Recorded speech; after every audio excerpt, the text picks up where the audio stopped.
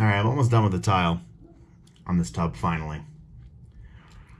And at this point, I probably have a little bit of confidence in describing some of the methods or the things I learned while doing this type of tile. This is glass tile with this epoxy Thinset. It's sticky, it sags, it's very weird. So at this point, I feel like I could describe at least what I do to get this tile attached, and also some of the differences in the manufacturer recommended process, which I don't know if that's just because of my lack of experience.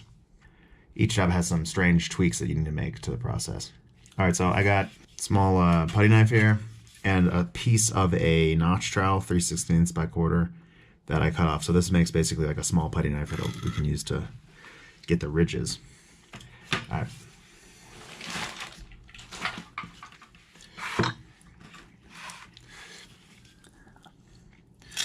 When you first mix this, it's very gooey and it can sag and spread a lot easier. And then as it starts to set up over the course of doing the tile, it becomes more of like a paste. And you have to jam it in where you want it. These ones are tricky because it's hard to get around these curves.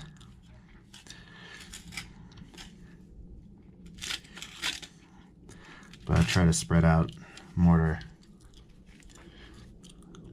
wherever I can, and then back butter the tiles for all the spots that I'll end up missing.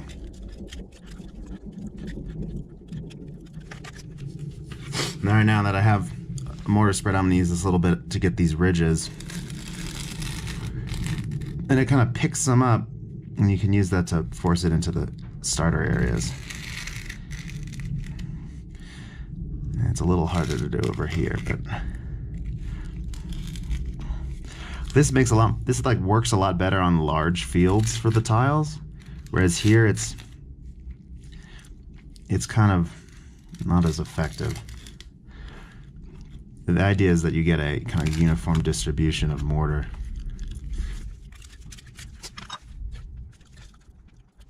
And once you got these ridges, I'm gonna knock them down a little bit.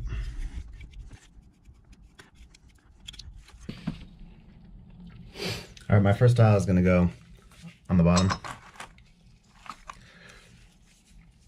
And I can already see here there's a little bit less mortar and a little bit less mortar here.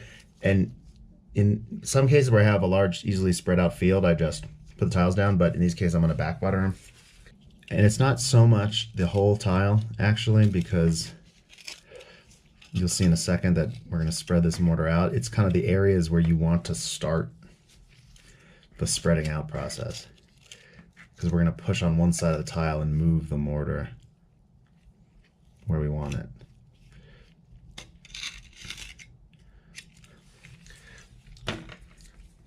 Now it's probably going to be tough to see here. Maybe we'll see it better on the top right tile, but as I push this in, the mortar spreads out into the tile, and you can actually see when you have complete coverage. And the reason the manual seems to recommend the back buttering process for all your tile is because you want to get that coverage. But that can be a pain and somewhat of a waste of a mortar, because you squeeze it into every grout groove. Whereas if you focus and look through each tile, you can get every little crack underneath it. And then I have pulled several tiles back up,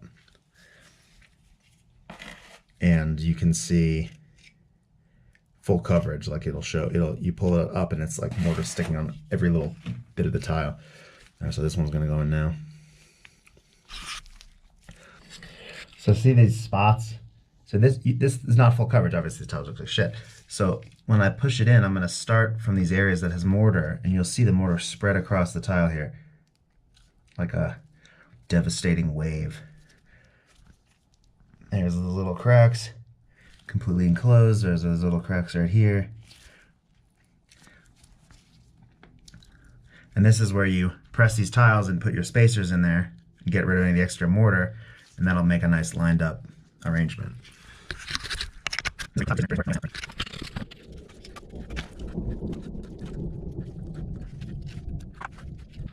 These tiles here, I'm gonna have to specifically back butter this section because there's no mortar in here.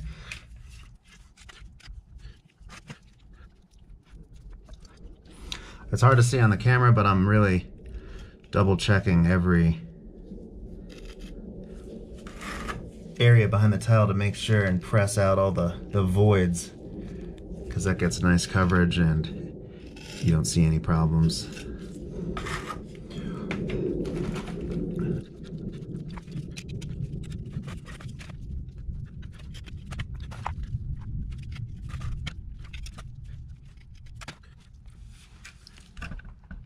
All right, that's the jet surround done. It looks like a mess, but there's plastic on these tiles, so all that mortar is gonna come off, and then as it sets, we'll scrape it off, clean it, and I'll be back when I finish all the tiles up, and I'll show you the process to clean up a mortar at the different stages. All right, here we're back at the same jet, and the thinset is hardened up. Now it's set, but it is not set, I guess you could say. It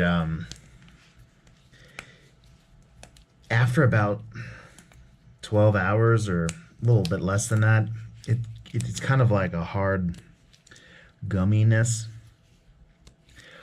which lends itself to cleanup because the tiles aren't going to go anywhere. But with a little heat, you can carve this right out.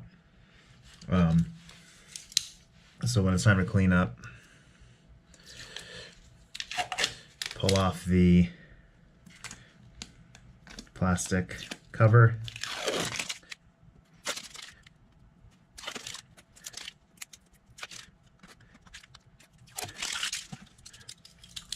When I first started this, you really have to put a lot of pressure in here when it's cold like this with a knife.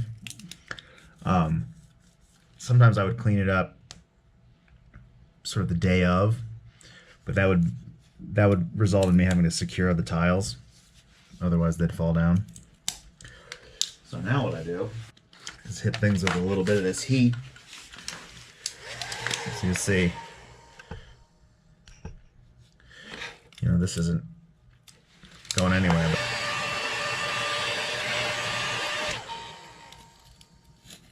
But now it just goes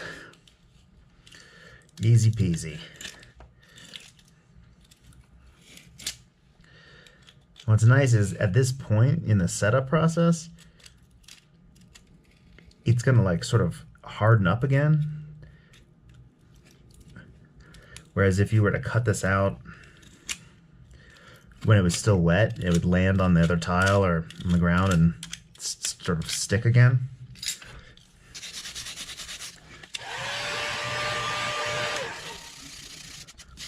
There you go, clean joint. All right, I'm gonna do the rest of these joints and the bottom ones and do a bunch of final cleaning before we start grouting.